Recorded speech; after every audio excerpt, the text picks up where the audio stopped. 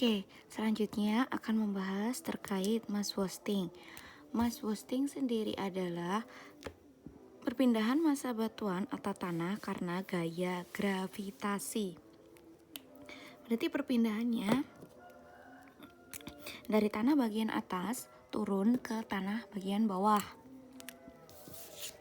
Mungkin sebenarnya ada beberapa jenis mass wasting. Ada longsor lahan atau landslide, kemudian ada rayapan tanah atau soil creep, ada aliran tanah atau earth flow, ada guguran batu atau rock fall, yang terakhir adalah aliran lumpur atau mud flow.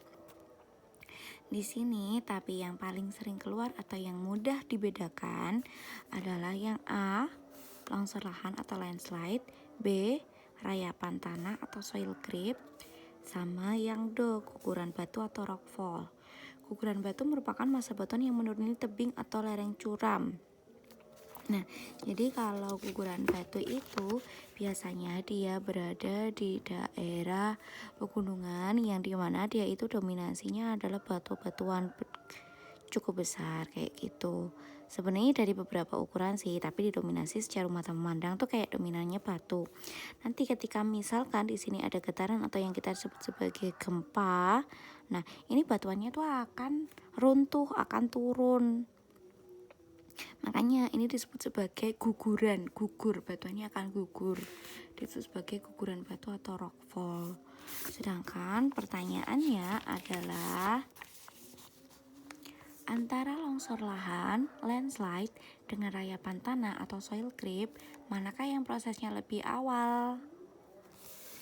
Ini longsor lahan, ini rayapan tanah.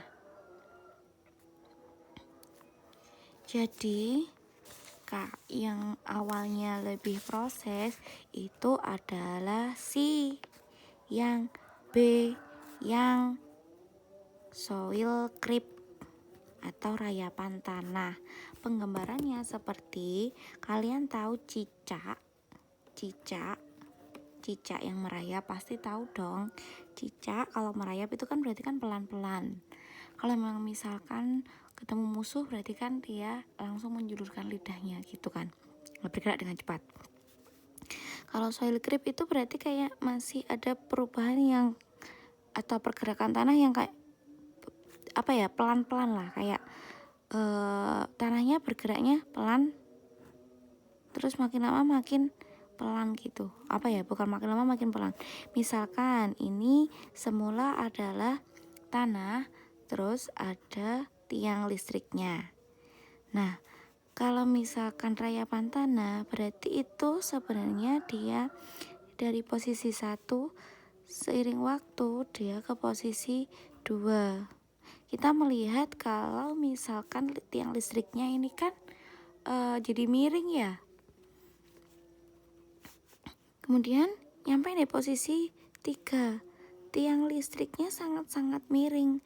Padahal sebenarnya bukan tiang listriknya yang miring, tapi tanahnya.